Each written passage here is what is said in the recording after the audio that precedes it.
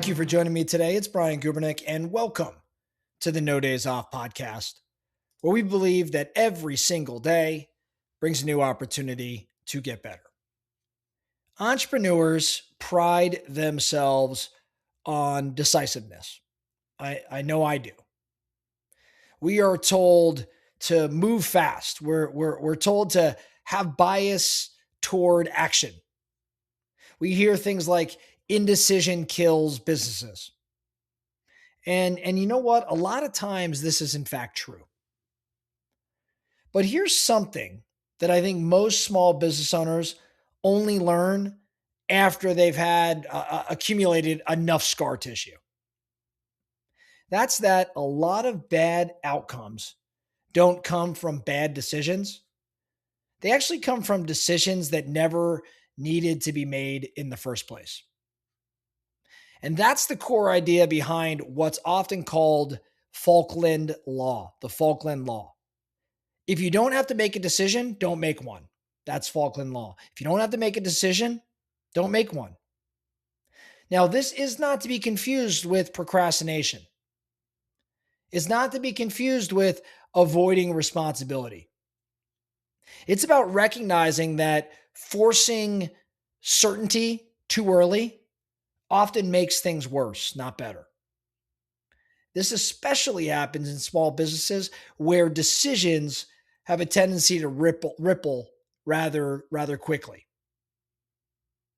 Now, the Falkland Law is an anti-urgency rule. What it says is if a decision is not forced by cash flow or integrity or safety or compounding damage, then time is often your ally. Most entrepreneurs assume every open loop is a problem, and that's just not true. Now, I think about myself, I definitely have felt that way early in my career. But as I've progressed and I've had more years under my belt, what I recognize is time is one of the most effective variables to use. The anti-urgency rule that is the Falkland Law is incredibly beneficial. Some open loops are actually information gathering mechanisms. When you delay decisions, non-forced decisions, more data tends to show up. Problems start to clarify themselves. Options collapse naturally, and you're only left with what matters most. People reveal their true intentions. When you decide too early, it removes that sort of advantage.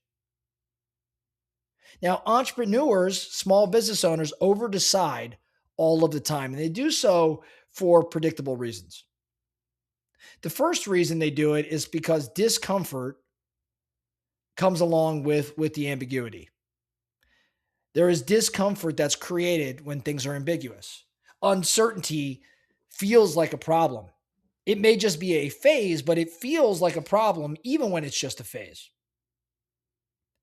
The next reason we over-decide as small business owners, as entrepreneurs, is that pressure sometimes masquerades as urgency.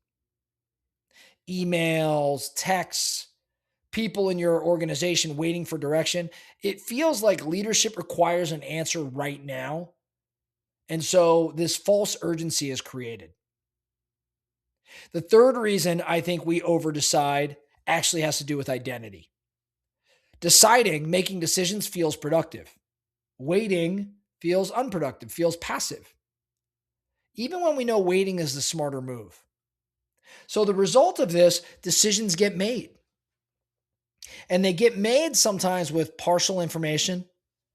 They get made under emotional pressure. And they get made to relieve discomfort instead of the real reason you would make a decision, which is to improve outcomes. This is how unnecessary decisions get locked in. Think about hiring and hiring decisions. In hiring, Falkland Law gets violated constantly. You're busy, the work is starting to pile up. You convince yourself any help is better than no help. And so you start to say things like, well, this candidate is good enough, or this candidate's available now, or this candidate says the right things. And then you make a decision. And then 6 months later, no surprise, you're correcting mistakes. Your team's getting frustrated. You're spending more time managing than you were before. The original problem wasn't lack of decisiveness. It was deciding when waiting would have revealed the truth. If you had waited, good candidates might have shown up. Bad candidates, they might have faded. Or at the very least, they would reveal themselves and you would have recognized they were bad. So waiting 30 days in this sort of scenario would have felt painful, but making the decision actually costs far more. Another good example of Falkland Law, I think about pricing, discounts, and revenue. Specifically, let's talk about pricing decisions under stress. Let's say sales are slow or cash gets tight. So instead of diagnosing lead quality or conversion, points or sales behavior, follow-up issues, what we do is we end up deciding to discount or run a promo or bring our standards down, lower standards so we could close more deals. And that decision trains customers to wait. It compresses our margins. It masks the real issues we're experiencing. The slowdown was information. The discount was a permanent decision. So waiting would have exposed the real constraint, but deciding locked in a much weaker position. Now, Falkland Law applies in many cases, and there are cases where it does not, in fact, apply. Falkland Law applies when the decision is reversible, when waiting provides more information, when damage compounds by waiting. No damage compounds by waiting. And when urgency is external, it's not structural.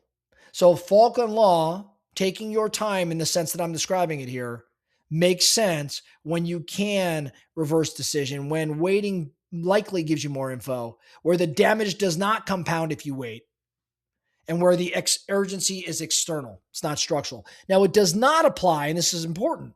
You can't apply it when cash flow is bleeding.